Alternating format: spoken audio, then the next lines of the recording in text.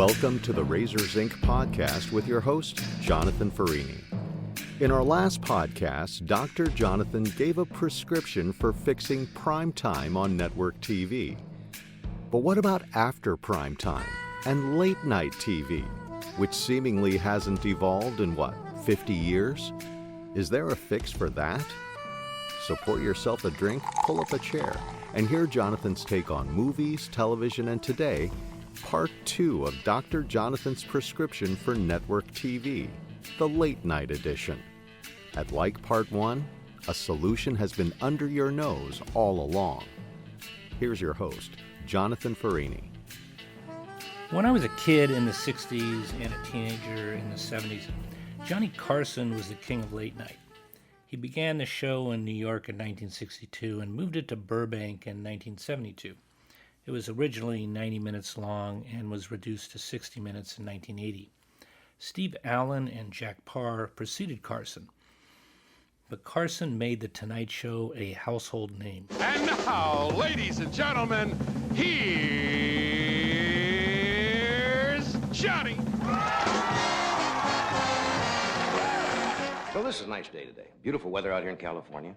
And this is the time of year that Americans kind of set aside their differences and join in a calm celebration. Even in New York City, where they're celebrating the bicentennial, the sanitation workers have agreed to pick up the garbage every 200 years. You think back 1776, what great men of wisdom we had then? Jefferson, Washington, Franklin, and today, oh, why spoil the celebration? Carson played to middle America. The show wasn't edgy. He had his own proprietary characters like the amazing Karnak, the guy in the turban, if you recall. Carson's sidekicks were co-host Ed McMahon and band leader Doc Severinsen. The show was well known for its guest hosts filling in for Johnny. The top two included Jay Leno and Joan Rivers. There was some bad blood between Rivers and Carson later. Check the YouTube video where Joan visits Carson's grave and has some final words for him. Comedians getting their career break on The Tonight Show included Jay Leno, Jerry Seinfeld, Gary Shandling, Eddie Murphy, Jim Carrey, Ellen DeGeneres, to name a few. It's said the actor Burt Reynolds appeared on The Tonight Show more than anybody, with a total of 61 appearances. I would say more than any movie I ever did. The Carson Show made my career. But I haven't seen you for a long time. Well, as you can see by my outfit, I'm a doorman at the Manischewitz Winery. After 31 years in 1992, Carson's final show had no guests, and his last words included, I can only tell you that it has been an honor and a privilege to come into your homes all these years and entertain you. And I hope when I find something that I want to do and I think you will like and come back, that you'll be as gracious in inviting me into your home as you have been. I bid you a very heartfelt good night. Jay Leno took over for Carson. David Letterman began a competing show on CBS. I gave up watching just about the time Leno took over for Carson. Late night just wasn't as good as a late night movie I've seen 100 times. Enough about late night television, except to say the audience has been on the decline for years. The traditional late night formula is in the truck stop toilet and needs a reboot. I'm finished with this worn out late night format. Let's talk about the future of late night television by speaking about the past. Introducing Hugh Hefner's Playboy After Dark, which ran between 1969 and 1970 for a total of 52 episodes. Playboy After Dark aired on late nights, usually around 11 p.m. or midnight on weeknights, depending upon the local television schedule and network. The show was filmed on the Los Angeles CBS lot and at KTLA, a local television station. This isn't a traditional late-night talk show. The show begins with a limousine pulling up to a beautiful condo tower. We enter the elevator with 42 floors. The 42nd marked with the unmistakable Playboy symbol, denoting the penthouse.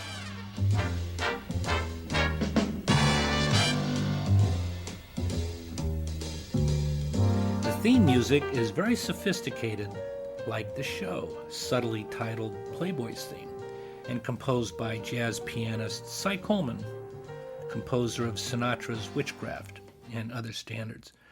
The sophisticated instrumental became a hit in its own right and has been covered by Henry Mancini, Lionel Hampton, and many others. The syndicated show is formatted like a Playboy Mansion cocktail party and presented as if viewers were invited guests. Wearing a tuxedo, smoking a pipe, and martini in hand, Hefner would welcome you into his home. Barbie Benton, Nancy Roberts, and Chris Cranston were the beautiful hostesses. The concept of the show was to make us feel like we were attending the party, but in reality, we were all voyeurs, which was the genius. We could wander about anonymously and listen into Hugh's conversations with everybody from novelists to actors, musicians, politicians, comedians, and anybody who was relevant at the time. Playboy was a high-flying enterprise with a magazine, nightclubs, and a reputation as a cultural tastemaker. The Playboy brand was dialed into pop culture.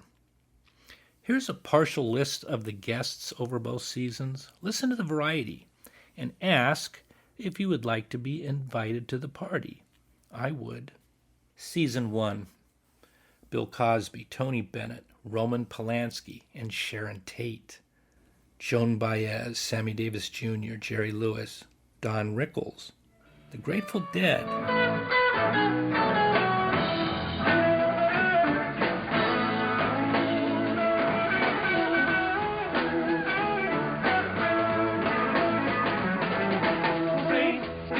With a rose in and out of the garden he goes, country garden and the wind and the rain, wherever he goes the people all complain. Gore Vidal, Lou Rawls, Soupy Sales, James Brown, Three Dog Night, Pete Seeger, Canned Heat, Marvin Gaye, The Byrds, Paul Mazursky, The Nitty Gritty Dirt Band, Michael Caine, Mort Saul, Johnny Mathis, The Chambers Brothers, Bill Russell, Steppenwolf, Deep Purple. How did you guys all get together? You haven't been together as a group very long now. I understand that you all moved into a house together, kind of so you could live together and work together, but it didn't work out. What? It was haunted. The house was haunted? Yeah, sure. No, you really. And you really believe it was haunted? I know it was haunted. I saw with my own glasses. I'm not going to ask you the circumstances under which it became possible for you to see all those strange manifestations, but... Okay. I'll tell you what I would like to hear about, though. You had, your first big hit was Hush. That's right. And I think that it would really groove the kids if you did that.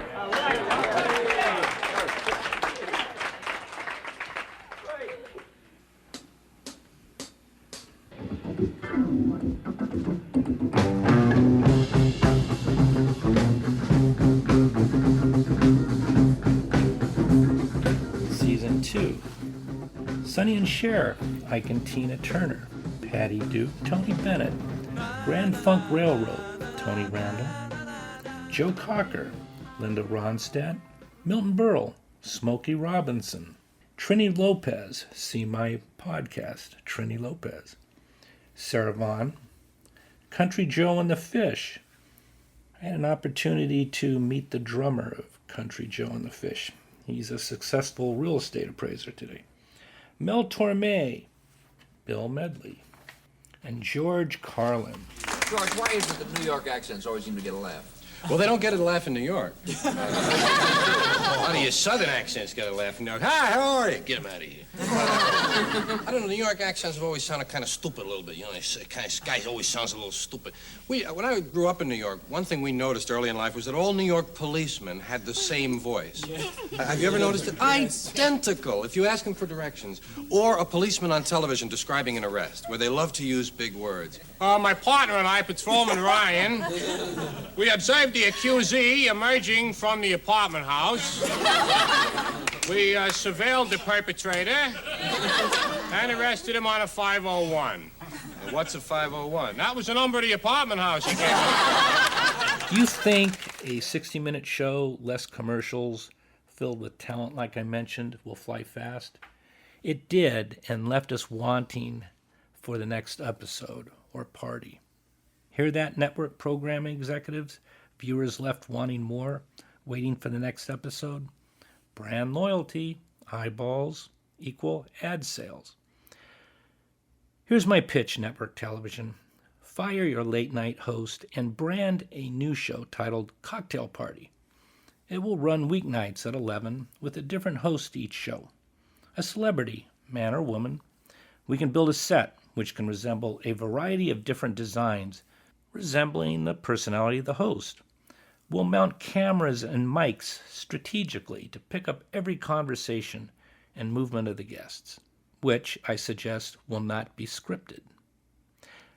I suggest we begin the episode with a limo, picking up each of the guests, and we listen into the chit-chat about current affairs, gossip, or even the host.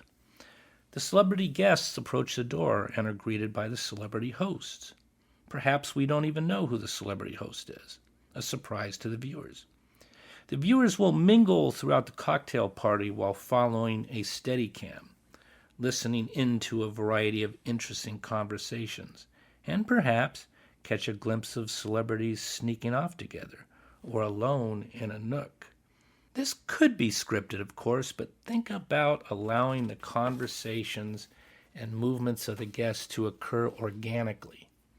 Don't worry, there's always the editing room if a drink is thrown in the face, foul language hurled about, or a fist fight erupts. If I'm producing, I'm striking ratings gold and will convince the unruly participants to let me roll with the footage. It will only garner them PR. Remember, folks, being a guest on Cocktail Party is a paid gig for the celebrity, and they'll play it to the hilt. Think of the PR possibilities if the viewers believe the scripted escapades or gossip is truth. Cocktail Party will resurrect stagnant careers and create new ones. Sound like a better way to watch late night? Maybe with a drink in your hand or joint? It does to me. Just to titilize you, pun intended, I met retired Playboy Club bunnies. The original Playboy Club was on Sunset Boulevard in West Hollywood. I drove by it all the time to and from film school. Playboy bunnies worked hard. They memorized 140 drink recipes, served drinks in a very uncomfortable, almost squatting fashion, never leaning in, and fraternization with the customers meant termination. The Playboy bunny costume received a U.S. patent in 1963, making it the first service uniform patented by the U.S. Patent Office. Can you imagine working around those drunken, entitled male Playboy keycard members on expense accounts? Imagine the pedigree and blue blood names on those business cards folded inside the tip. I'll bet you bunnies held on to those business cards as keepsake mementos. Write a book, darling. You earn the right to tell all. If you want to visit Hugh Hefner and pay your respects, his crypt is not accidentally above Marilyn Monroe's crypt at Westwood Memorial Park. Now that I think about it, I wonder if the crypt below Marilyn might be available. I'll have to look into that. I love network television, so I offer up a suggestion to save late-night television. Lest I forget, network executives, call me for my routing and account number if you employ my idea. It's golden, and trust me, your job depends upon you panning for gold. Aren't you fortunate in finding the Razors Inc. podcast? Until I see you next time, please leave behind a soft footprint, a big tip for the bunny, and I'll see you soon at the premiere of Cocktail Party. I may be the guy in the red vest tending bar and garnering research for my next story. Class is dismissed. And if you're a music fan at all, Google Music Playboy After Dark. You'll be rewarded with some unbelievable performances by legendary music acts. No lip-synced garbage, all playing real instruments, live, occasional mistakes and all. You've been listening to the Razors Inc. podcast with Jonathan Farini. Be sure to check out Jonathan's collection of fiction at the Jonathan B. Farini Story Collection at jonathanfarini.com. There you'll find everything from drama to romance, something for every reader, including his latest short story, which takes place in the city by the bay, Our Matchmaker Was an Autonomous Car, recently published by Literary Heist. That's JonathanFarini.com, Farini with 2 R's, 1 N. Or drop an email to razorsincpodcast@gmail.com.